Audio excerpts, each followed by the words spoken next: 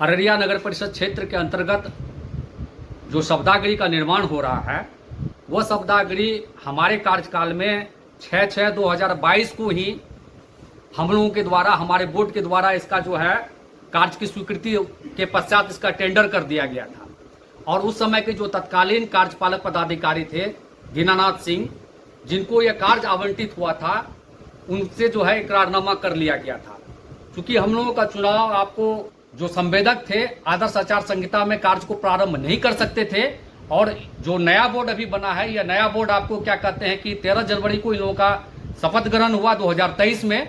तो 13 जनवरी 2023 से इन लोगों का कार्यकाल स्टार्ट हुआ है, प्रारंभ हुआ है। तत्पश्चात जो कार्य मेरे द्वारा किया गया था, उस कार्य का सिर्फ जो है इनके कार्यकाल में प्रारंभ हुआ।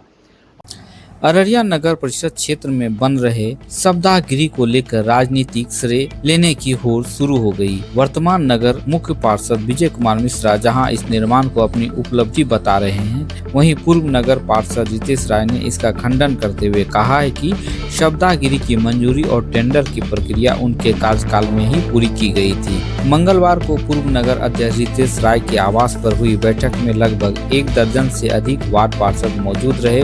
बैठक के बाद पार्षदों ने मीडिया को बताया कि शब्दागृह की मंजूरी रितेश राय के कार्यकाल में मिली थी, लेकिन मौजूदा मुख्य पार्षद उनका श्रेय ले रहे हैं। वार्ड पार्षद प्रतिनिधि ओम प्रकाश सोनू ने कहा कि मुख्य पार्षद को अपने कार्यों का बखान करना चाहिए, न कि दूसरे की उपलब्धि का दावा करना चाहिए। पूर्व नगर अध्यक्ष रितेश राय ने बताया कि शब्दागृह की मांग उन्होंने तत्कालीन उप मुख्यमंत्री एवं नगर विकास मंत्री तारकेश्वर प्रसाद से की थी। 6 जून 2022 को 4 करोड़ 77 लाख के रुपये की लागत से मंजूरी मिली थी। उसके बाद उनके ही कार्यकाल में टेंडर प्रक्रिया और इकरारनामा पूरा कर लिया गया था। चुनाव और आचार संहिता के कारण निर्माण कार्य शुरू नहीं हो सका। 13 जनवरी 2023 को नए बोर्ड का शपथ ग्रहण हुआ, जिसके बाद काम आगे बढ़ा। उन्होंने आरोप लगाया कि वर्तमान मुख्य पार्षद विजय मिश्र जनता को गुमराह कर रहे हैं और पूर्व बोर्ड की उपलब्धि पर अपनी वाहवाही लूटना चाहते हैं। इस बैठक में नूर आलम, ओम प्रकाश सोनू, साहेब रेजा, टीपू, भरत, रंजीत पासवान, श्याम मंडल, इब्रार आलम, राजू राम, फिरोज आलम सहित 1 दर्जन से अधिक वार्ड पार्षद शामिल थे। तो को लेकर आज बैठक की गई है क्या? अभी हमारे समक्ष में नगर परिषद के सभी सम्मानित वर्तमान पार्षद उपस्थित हैं। इन लोगों के द्वारा कहा गया कि जो कार्य आपके कार्यकाल में किया गया है, उस कार्य को वर्तमान के जो मुख्य पार्षद हैं या उप मुख्य पार्षद हैं, उनके द्वारा जो है श्रेय लिया जा रहा है। इसका आपको खंडन करना चाहिए। तो मैं यहाँ आपको बताना चाहूँगा कि जो अररिया नगर परिषद क्षेत्र के अंतर्गत जो शब्दागृह का निर्माण हो रहा है, वह शब्दागृह हमारे कार्यकाल में 6/6/2022 को ही हम लोगों के द्वारा, हमारे बोर्ड के द्वारा इसका जो है कार्य की स्वीकृति के पश्चात इसका टेंडर कर दिया गया था। और उस समय के जो तत्कालीन कार्यपालक पदाधिकारी थे दीनानाथ सिंह, जिनको यह कार्य आवंटित हुआ था, उनसे जो है इकरारनामा कर लिया गया था। क्योंकि हम लोगों का चुनाव आपको जून जुलाई तक होना था और चुनाव नियत समय पर हम लोगों का नहीं हो पाया। चुनाव हम लोग का डिले हो गया था और जाकर के चुनाव हम लोग का 2022 के दिसंबर के आसपास हुआ था। तो कार्य आवंटित होने के बाद जो संवेदक थे, आदर्श आचार संहिता में कार्य को प्रारंभ नहीं कर सकते थे। और जो नया बोर्ड अभी बना है, यह नया बोर्ड आपको क्या कहते हैं कि 13 जनवरी को इन लोगों का शपथ ग्रहण हुआ 2023 में। तो 13 जनवरी 2023 से इन लोगों का कार्यकाल स्टार्ट हुआ है, प्रारंभ हुआ है। तत्पश्चात जो कार्य मेरे द्वारा किया गया था, उस कार्य का सिर्फ जो है इनके कार्यकाल में प्रारंभ हुआ। और तीसरी सर जो शब्दागृह को लेकर के एक समस्या आ रही है, तो हमारे पूरे अररिया नगर निर्माण के त्रिशूलिया घाट है, जो माननीय सांसद महोदय भी यहाँ पर उस विषय को उठाएंगे। उस त्रिशूलिया घाट में स्थिति यह हो जाती है कि पूरे अररिया शहर का वहां लाशों का दाह संस्कार होता है, लेकिन बरसात आने पर वहां पर पहुंच पाना बहुत ही मुश्किल है। तो माननीय उप मुख्यमंत्री महोदय और नगर विकास मंत्री महोदय से आग्रह होगा कि विद्युत शब्दागृह अररिया में निश्चित तौर पर दिया जाए, जो कि बहुत ही नितांत आवश्यक है।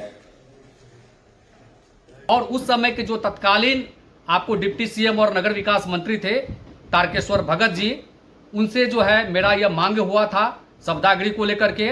और मेरे मांग पर ही उन्होंने 4,77,29,533 रुपया का जो है शब्दागिरी का जो है स्वीकृति किया और मेरे कार्यकाल में ही इसका टेंडर निष्पादित हो गया था। सिर्फ इनके कार्यकाल में कार्य प्रारंभ हुआ और ये इस कार्य का वर्तमान के चेयरमैन साहब के द्वारा खुद में श्रेय लेने का कार्य किया जा रहा है।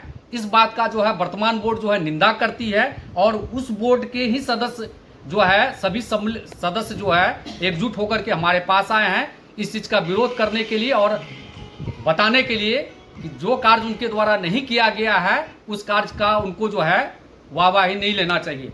तो जनता को सही बातों का पता होना चाहिए, इसलिए इस प्रेस कॉन्फ्रेंस के माध्यम से जनता को यह बात मतलब बतलाने का प्रयास किया जा रहा है कि यह जो शब्दागिरी अररिया में निर्माण हुआ है वह पुराने बोर्ड के द्वारा स्वीकृत हुआ था और पुराने बोर्ड का कार्यकाल में इसको जो है टेंडर किया गया था। ये सिर्फ जनता के बीच में भ्रम फैलाने की स्थिति को पैदा किया जा रहा है। क्या परिचय, किस तरह का बैठक था?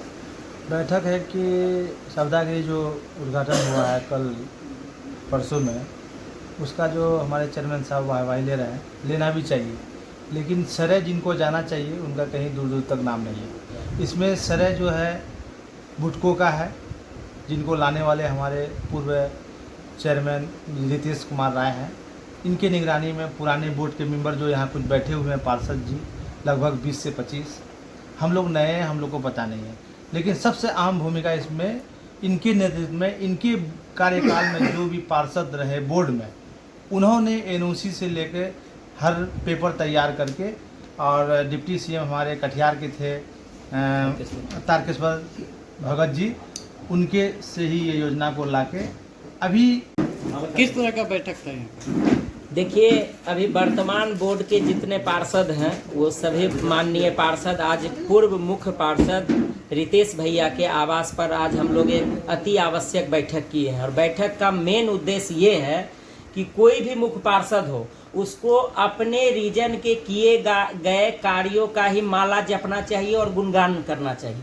अभी वर्तमान में जो हमारे मुख्य पार्षद है श्री माननीय विजय कुमार मिश्रा जी, उनको हम हाथ जोड़ के कहते हैं कि विजय चाचा, आप अपने बोर्ड का गुणगान कीजिए कि आपका बोर्ड अभी तक क्या किया, आपने अपने नेतृत्व में क्या किया। आप जनता को दिग्भ्रमित कर रहे हैं, जनता में झूठी भ्रांति पैदा कर रहे हैं कि शब्दा मेरा दिन है, शब्दा मेरा दिन है। में करना कब तक आप में करेंगे? आपका 3 साल लगभग गुजर गया में करते हुए। वो शब्दागिरी आपके रीजन का नहीं है, वो शब्दागिरी पूर्व मुख्य पार्षद रितेश कुमार राय के रीजन का है। रितेश कुमार राय माननीय पार्षद लोग और पूर्व चेयरमैन श्री रितेश कुमार राय जी के यहाँ है और बैठक ये शब्दागिरी पर हो रही है जो पूर्व में प्रस्तावित श्री रितेश कुमार राय जी के द्वारा शब्दागृह का निर्माण का जो एजेंडा लिया गया और उसको पास कराया गया। किस तरह का बैठक था और क्या निर्णय लिया गया? देखिए, आज जो बैठक हुआ है वो शब्दागिरी का जो ढोल पीट रहे हैं हमारे वर्तमान मुख्य पार्षद,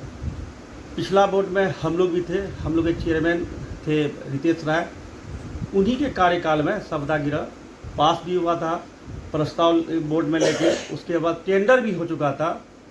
इस बीच में चुनाव आ गया, आचार संहिता को लेके नहीं हो सका।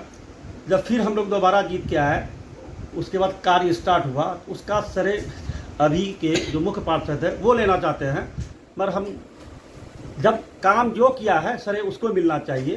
बस यही शब्दों के साथ हम जनता को बताना चाहते हैं अररिया नगर परिषद का। क्या परिचय हुआ? नूर आलम टिप्पू, वार्ड पार्षद, वार्ड नंबर 26।